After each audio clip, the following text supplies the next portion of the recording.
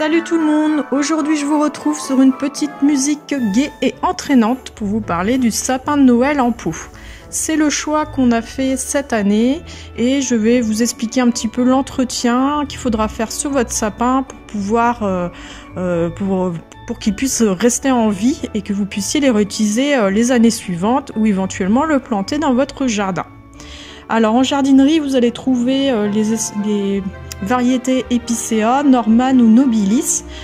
Ici, c'est un Nobilis que l'on a choisi tout simplement parce que ses épines sont très esthétiques, donc il a une couleur gris bleuté et quand on va le replanter dans le terrain, on trouve ça plutôt sympa. Au niveau de l'emplacement de votre sapin, donc préférez-lui dans la maison d'être près d'une fenêtre bien sûr et très loin des sources de chaleur type cheminée ou radiateur, sachant que la température ambiante doit se trouver autour de 18-19 degrés. Donc il faut éviter les logements surchauffés bien sûr. Donc moi je l'ai installé dans un cache-pot, j'ai mis une soucoupe en dessous pour récupérer l'eau. On peut éventuellement mettre des billes d'argile dans le fond du cache-pot. C'est pour éviter qu'il y ait trop d'eau stagnante. Donc la motte doit rester humide mais pas trop. Donc pour l'entretenir, on va tout simplement pulvériser une ou deux fois par semaine un petit peu d'eau dessus pour qu'il garde une humidité. Donc on fera très attention aux guirlandes électriques bien sûr, évitez d'en mettre ou mettez des à LED et vous enlevez votre guirlande avant de le brumiser bien sûr.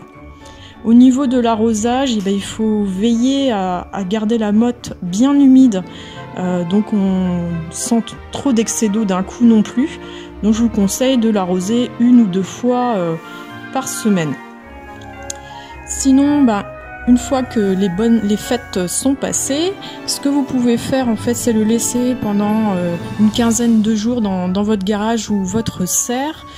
Bien sûr, si vous avez des températures qui ne sont pas trop basses, il faut se méfier quand même. Vous pourrez les laisser sinon jusqu'au printemps et le sortir, on va dire, quand il y a des températures au-dessus de 8-10 degrés sans souci. Donc on pourra le rempoter au printemps pour pouvoir le garder 2 ou 3 ans on va dire.